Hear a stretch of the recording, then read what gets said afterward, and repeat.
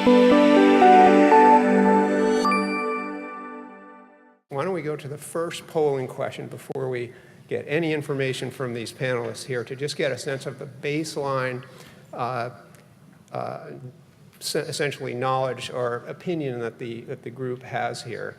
So our first question is really about which source of capital would you see as adding the most value to an ophthalmology company, specifically an early stage company. And we've given some different general categories here of not-for-profit, angel funding, which could be friends, family, fools, all the sort of first round funding that everyone gets. Traditional VC funding, which is more an institutional round. Distributor funding, which is something that's a little new, but is maybe a growing area. And then the typical strategic investment or partnership. And we'll wait a few minutes for this to load up. But what we're trying to explore here is what the perceived value to entrepreneurship is of these different categories. And being a VC, I would be shocked if that came out very high here. But there is a perception that some of these different categories are more or less, and particularly at the early stage, where it's the hardest to get financing done. What are the relative values? So we'll let this stabilize for a minute, but it looks like interesting that angel funding and the large company are coming out as the highest with relatively low, and we're not seeing much in distributor funding. So maybe there hasn't been as much of that, or there's not as much feeling that it adds value. Unfortunately, we don't have an N here, but we know we have a total available of about 250 people, so this is some percentage of this. What I'll do is give this just another second to load, and what we have tried to do here is to have a panel. What we'll do first is have each of the panel members give a one-slide summary of what they're doing. They've all very nicely prepared a summary, which they've agreed to keep in 2 minutes, and we'll see if we can do that. And then we'll go into some Q&A for that. So let's last look at the poll here. So yeah, it looks like, again, still, unless Russians have hacked into this should be good, that basically large company and angel funding look like they have the highest number of votes. Why don't we go to the next slide if we could. We can advance first. I think we'll start with Laurent from Alcon. You can give a little intro and talk about your slide. Sure, absolutely. Well, the question was, what are we interested in, right? And how can we best be reached as Alcon from the audience here? So I try to put together a little bit of the general statement is that Alcon is dedicated to eye care, right? So we use the phrase internally, if it's eye care, it's Alcon. So I thought I'd put it there. But I think that a bit of a change that we've tried in the last 18 to 24 months forge with this whole audience here is that we are now really interested at any stage, right? And as a matter of fact, when you look at the idea to the prototype or the POC, proof of concept stage, I think those are all really very good stages that Alcon traditionally in the past had not really engaged on, but more later stages. But we believe actually that helps with the collaboration towards what the right TPP or target product profile may be. So earlier stages are obviously allow us to perhaps guide that direction as well, also for any work on the early development, but also on the regulatory side. So if you ask yourself, when is Alcon interested? Basically, any time we're really interested in hearing from you. How do we get our attention? Well, hopefully in the past 18 months or so, you've all noticed a greater presence of Alcon, whether it's at OIS or whether it's at any of the major meetings, ACOS, Ophthalmology Futures, JP Morgan. We have really actively made sure that we are present.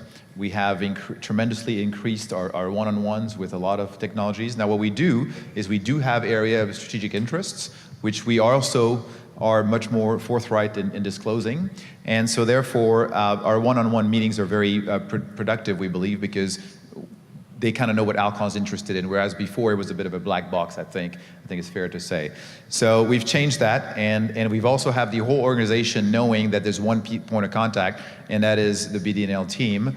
And so therefore, whoever you reach out to Alcon would generally funnel to us. And then finally, I would say that the source of innovation and direction has really changed at Alcon to where Mike Ball and as our leader, really, we all believe that the source of innovation needs to be balanced, and we're really agnostic to where innovation comes from. So I kind of put a pie here together to say, if the balance was 60-40, that sounds about right.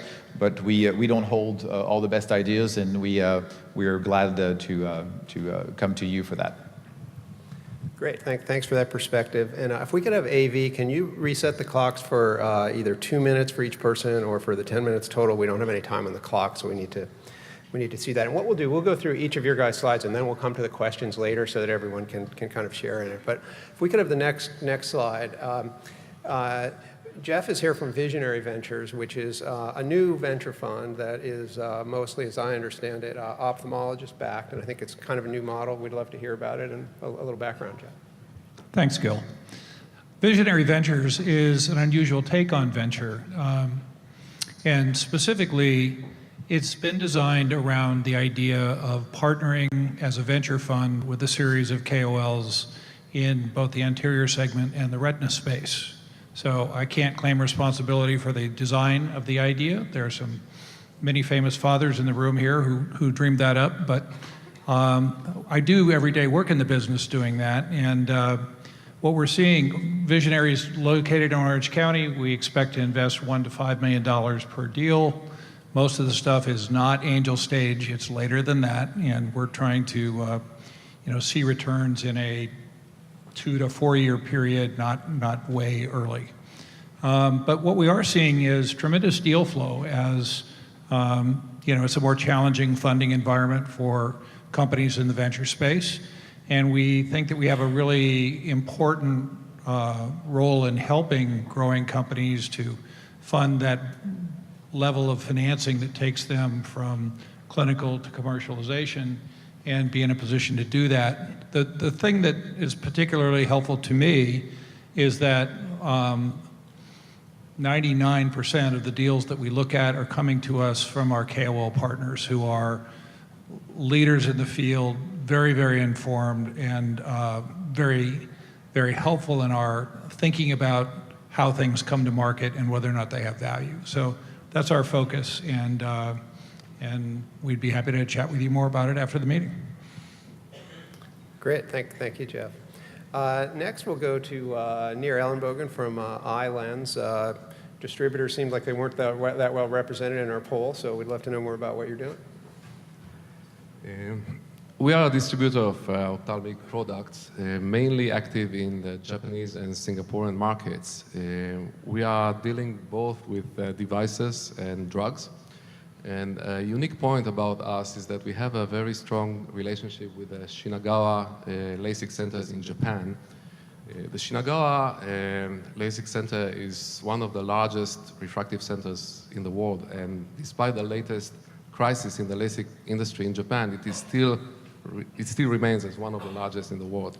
And we are partnering with Shinagawa in investments. We are investing jointly in the selected companies. We are focusing on the private pay sector of ophthalmology, and we are looking at companies at the initial commercialization stage where companies can provide a product that can start being used, and Shinagawa can use these products and can start showing an initial clinical and commercial success. The total amount that we tend to invest is up to $2 to $3 million per round, and I'm happy to share with you 2 examples of companies that actually both of them we invested a few years ago. They presented this morning here. These are AcuFocus and Avedro, and we are very happy to see these companies obtaining FDA approval and starting launching their products in the United States. Great, thank you, Neil. Next slide is Sean's group, PME, which actually I don't know much about, so we'd love to hear. This sounds like a variation on venture capital, but maybe more individual based, and let's hear more. Yeah, thank you, Gil. Actually, PME started out of venture capital because we did that for a while, and there was a lot of interest in alternative ways that would work a little bit better for also investors and for the startups.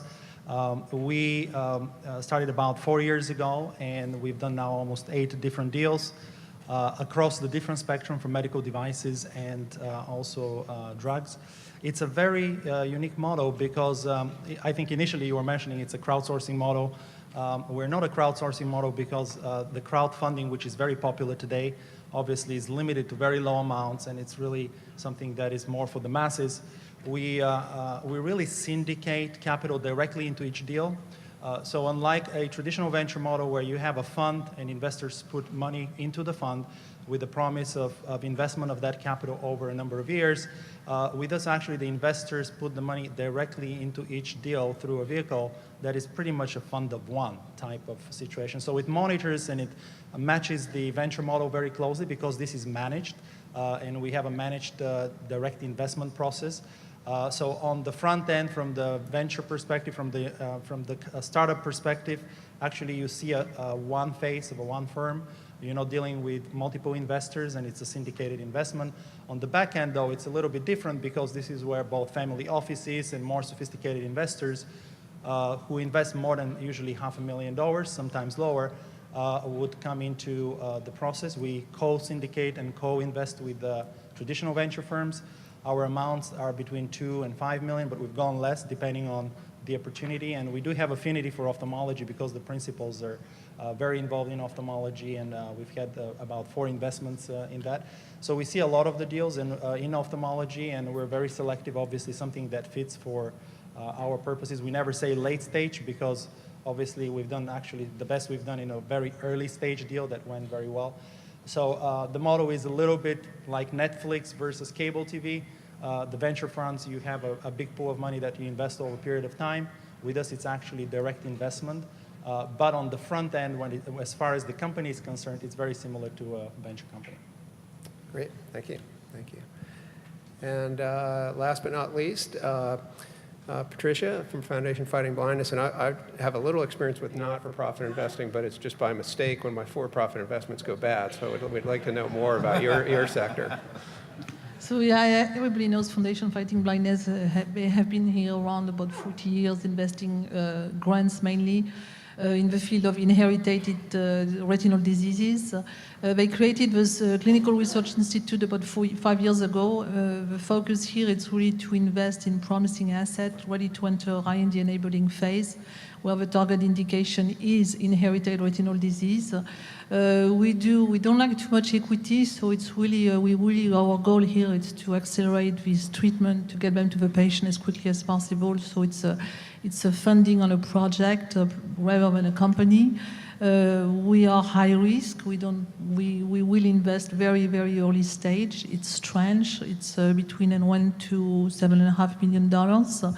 And what we do have too is that we have a huge network with a lot of expertise for our scientific advisory board, and also a network of people with drug development expertise from big pharma. And so we really help this company and assist them and guide them. So we don't only give them money, but we also really guide them and help them to understand the disease. We work closely with on trying to validate new clinical endpoints. We just launched a clinical consortium of clinical networks, so we're just not limited just to the money. Great, thank you. Well, let's get into the Q&A session, and if we could have 15 minutes on the clock. We're running a little bit behind time, so to try to make that up, we'll just have 15 minutes of discussion from here on. The first question, we have some questions here, and there's just a mug shot for somebody to start off, but we want everyone talking on this. And you touched on this a little bit, Laurent, but what I'm really looking for is, it's always hard to, how do you first get access to different types of capital? And maybe for each of you, what's the best way for somebody to approach you? Email, meeting, stamp self-addressed envelope, how do they get to you? Well, I think, first of all, what we try to do at Alcon is we try to centralize the team. In the past, we had part of the licensing and BD activity happening in R&D, and part of it on the commercial side. Today, it's under one roof in the BD&L and M&A team. And we have the capability of assessing all the technologies out there, and we review a massive amount of technologies every year. We have multiplied our presence at all the meetings like this one, and we have multiplied also the number of meetings that we have one-on-one with with all the technologies. I can tell you, for example, last year I think we had about 140 one-to-ones in meeting everyone. So I think we hopefully have achieved the message that there is a central point of contact now at Alcon, and that we also have worked on an efficient process that allows us to also be much more communicative, and also tell people where they stand in the process and what are the next steps, which has always been a little bit difficult sometimes dealing with strategics, right? And kind of knowing what kind of timeline we're talking about, what is the process, and what does it take to get to the next stage. Hopefully we've clarified that in the past 18 months, and we've had some success just in the number of deals that we had a chance to do. I think this year we probably up to 7 or 8 deals for Alcon. So we've really accelerated this whole process through a better commitment to really treat everyone as our customer, and having a one point of contact with an efficient process with the key communication and ownership throughout the process that's very predetermined, and having the right person owning the process at the right time. Great. Now we've got smaller organizations here for the most part. So for you guys, what's the best way to do they find you? Do you find them, or how do you do this? I think it's mutual. We are looking for different companies with different technologies in meetings like this, and both in the US and in Europe. And at the same time, a company contact us directly through emails or through other connections. Any preferred channels for you guys? Well, I would say for ophthalmology, it's a little bit different, because the deals that we've done in other fields, for example, cardiovascular, it usually comes through a venture firm that we work with or we've worked with before. But for ophthalmology, it's very much word of mouth and contacts in the field. Great. I think that for us, because we have almost 30 key opinion leader partners, we look to almost every deal to come from one of our partners. And our folks are involved in research activities, and that's both in anterior segment and now in retina. So it really, if you're looking to get traction with visionary, the absolute best way to do that is through one of the KOL relationships that you may have personally, which will give us someone who's both informed and committed. And for us, 90% of the time they find us. But sometimes if there's a specific gene mutation and we know there's a gap and we know nobody's working on it, we may try to find an asset which we think the indication would be a match. Great. Interesting. So some different variations in how to get in touch with some of these different sources. Let's go to the next question, which is really about to make sure there's aligned incentives for what the investors are looking for. In venture capital, it's pretty clear we're very mercenary. We want to make 5 times our money in 5 years and kind of drive towards that. Is there more of a spectrum in what you guys are doing? Is it pretty similar to that? Maybe Jeff, as our new venture capitalist, start off on that. Well, I think that we generally see that our focus is on stuff that's a little bit later in the process. It's in clinical or just pre-commercialization stage. Of the 3 deals that we've done, 2 were approved or nearly finally approved, approaching commercialization, and the other one already has $40 million of revenue. So we are finding a great number of things that are interesting, attractive investments for us, and timeframes are later on. We have the ability to play across the spectrum all the way to very early, but our preference is to find things where we can turn capital a little quickly. Great. Any other big differences? For instance, FFB, do you care? Or, We don't care. Our goal is really to get the treatment to a patient as quickly as possible, and of course depends on how early we're going to invest. If we invest early, it's going to take more time. So we're not after the time. I mean, I would say that in some ways, ironically, we don't care either, because we found out where we've been successful in general is really where the technology and the team is really strong, and somehow the economics follow that. So obviously, it's not going to be a non-profit deal, but I think the biggest concern is the first question we ask is usually not, what kind of a market is there necessarily, but what kind of problem is that technology solving? And especially today where you cannot really go too much for me-too therapies, it's more difficult, is really what is unique and what is the clinical utility. and starting with that. And somehow the economics always flow when there is a real model, and sometimes you invest when you don't have a real economic model for sure, but you know what you're delivering. So to some degree, that is not a non-profit one, but I think the key questions are a little different than pure ROI. I think the goals are dependent on the stage we're talking about, right? So, and also the returns. Obviously, if it's a later stage, you're going to be looking at classical things like the internal rate of return of a particular deal with the market model you put together. But if it's on the earlier stage, then you sometimes ask yourself with our R&D effort, do you build or you buy, or even do you have the skill set to build where you'd like to get the technology and the unmet needs? So I think the returns will differ on which stage, because sometimes your goal may very well be to be complementary to your skill set, or it could be all the way to a bolt-on, acquisition on a later stage toward closer to commercialization. So I think it varies on which stage you get in it. I agree with Laurent. I think that it depends on the stage, but specifically to us, since we have invested in companies before an FDA approval, we are realistic on the time frame that it may take to get a return on investment. Okay, great. Maybe it's best to go to investors that don't care. It's better than venture capital. Maybe turning it around the other way, what do you add the most? How can you add value to a company in different ways beyond just the money? Maybe near your best positioned as a distributor, you can put something in the market, maybe, but all you guys can talk about it. Yeah, so we offer an interesting opportunity to the companies that we are involved with, because we are not just a financial investor, we are a commercialization partner. And the regulatory structure in our region allows us actually to offer a marketplace, an early marketplace to these companies. So while the companies may be engaged in the process of obtaining FDA approval in the US, we start generating early revenues to these companies from our region. And these early revenues could be quite significant. Actually, in many times, we are the largest revenue generator of the companies prior to obtaining FDA approval. But not only revenues, because of the volumes of the patients going through the Shinagawa clinics, we can offer the companies very valuable clinical data that can be used both for improvement of protocols and algorithms, as well as clinical publications. And lastly, the early feedback that we provide from the market allows the companies to continue to fine-tune the products and to improve them.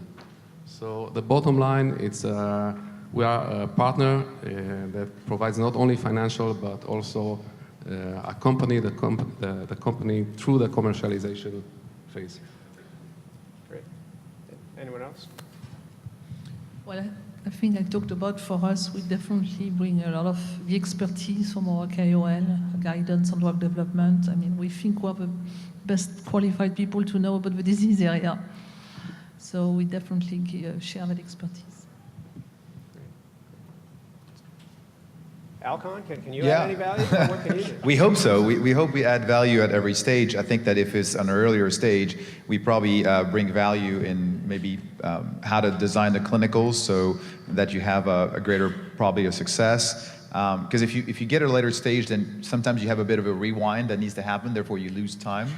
Obviously, at a later stage, anything that has to do with commercialization, I think that you can leverage the reach that we have out there and the position that we have in the marketplace, and therefore you can change the velocity of your commercialization, right? So we think that we bring the value of the experience, and but it's both ways, right? We also learn a lot in the process, but at every stage we hopefully can bring the scale of Alcon, but the experience base more so that brings more value than the actual funding. We're probably running a little low on time, so maybe let's look ahead and see we can choose from some of these other questions. Maybe this would just be a quick one. Is what is the capital base that you're working off of? Just maybe very quickly. You're working with corporate resources from Alcon, and near distributor from your own business cash flow. Sean, you mentioned, Yeah, for us, we have mainly from the finance side, we have family offices and really high net worth individuals that prefer to invest directly, and partially those are the same ones that really don't want to invest in a venture fund because they really don't want to lock up capital for 10 years. They want to also be close to the deals. That goes back a little bit to your question about what do we add to the equation. Very often the people that come into a direct deal are the ones that are really interested in the technology or they have parallel businesses. So really it's a capital plus investment. So I think that is the source on one end. On the other hand, we also have a way to extend this to the end customer or the users or the clinicians as well, who meet the qualified investor criteria and they can participate. And in some of our finances, we have clinicians really be able to piggyback on the professional diligence and venture financing process and be represented to those companies. And they actually, just like Jeff was mentioning, they really add a lot of value because they understand that they're very close to the technology.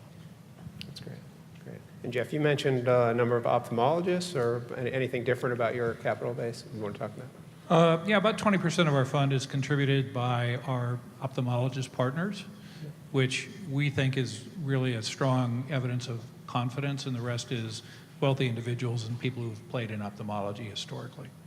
That's great. That's great. And Patricia? Well, for us, it's mainly wealthy individuals who are either affected by this disease or have children affected by the disease. And of course, the major funding comes from Mr. Gunn, who has created Foundation Fighting Blindness, who is affected by the disease. Great, great. You know, what we could do, we're low on time here. I'm going to do one more poll at the end here, which might take us a few minutes. So why don't we put up the next polling question, then we'll just talk a little bit while that question is up. So if you can put up the second polling question, which is really just to revisit this. So now, after what you've heard, does it change any of your original opinion about how valuable these different partners would be? Because it's really, from a venture capital standpoint, you know, the way things evolved. First, there was really no funding for ophthalmic innovation. It was all coming from big companies like where Laurent is sitting now. And then, thanks to Bill Link's leadership and a number of other institutions coming into it, there developed a venture capital pool to be used for these companies. And then that's been leveraged with venture debt and crossover investors from public and so on. And so there's a whole ecosystem. But some of that has been shrinking, particularly some of the venture capital part. So it's good to see that there are other sources of capital that are coming into the market, and the many of which, I would say as a venture capitalist, are much better positioned to add value to companies in very direct ways, more so than a pure financial investor, as many venture capital firms are. And so we'll let this continue to tabulate, but it's something that as just being first as an ophthalmologist and then an investor in the industry, it's been great to just see the expansion of different sources of capital and different ways for entrepreneurs to get things coming up. And I think it was interesting in the first poll that the first money in is obviously very important to people to get that first angel round done, because then that obviously enables everything else. So interesting here. It looks like, congratulations, Jeff. It looks like, at least in the polls here, you're well ahead. And Everybody's just voting for their partners. And so I think there's still an interest in that model. And so we picked up a little bit on the distributor near, so that was good. And I think there's still, obviously, Alcon is number 2 there for the corporate partnership, which we all very much value. So with that, I'll wrap up. Thank you all. Many of you, it's your first time on stage. Thank you very much for coming. It was a great discussion.